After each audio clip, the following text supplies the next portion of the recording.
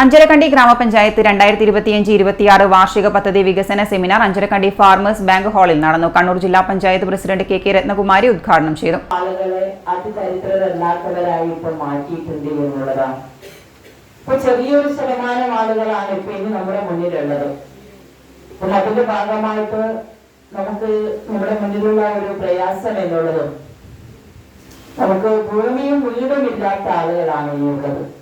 അപ്പം അവരെ കൂടി നമുക്ക് അവർക്ക് ഭൂമി കൊടുത്ത് വീട് വെക്കാൻ ആവശ്യമായ പദ്ധതി രൂപം കൊടുത്തുകൊണ്ട് അവരെ കൂടി നമുക്ക് അതിദരിദ്രരല്ലാത്തവരായി മാറ്റുന്നതിന് വേണ്ടി കഴിയണം. അപ്പം ഈ പഞ്ചായത്തിന് അത്തരത്തിലുള്ള ആളല്ല പ്രസിഡന്റ്. അപ്പൊ പ്രഖ്യാപിക്കാതെ പഠിച്ചു തന്നെ അല്ലേ?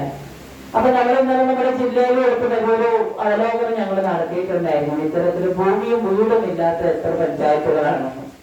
അപ്പം അവരെ വിളിച്ചു ചേർത്തുകൊണ്ട് അവർക്ക് ആവശ്യമായ ഭൂമി കണ്ടെത്തുന്നതിന് വേണ്ടിയുള്ള ഒരു ഇടപെടൽ തദ്ദേശ സ്ഥാപനത്തിനോട് പറഞ്ഞിട്ടുണ്ട്. എന്തായാലും അഞ്ചരക്കണ്ടി ഗ്രാമപഞ്ചായത്തിനെ സംബന്ധിച്ചിടത്തോളം അത് അത്തരത്തിലുള്ള ആരുമില്ല, എല്ലാവർക്കും ഭൂമി എല്ലാം കണ്ടെത്തി കഴിഞ്ഞു എന്നുള്ളതാണ്. അത് ഏറെ അഭിനന്ദനാർഹമാണ്.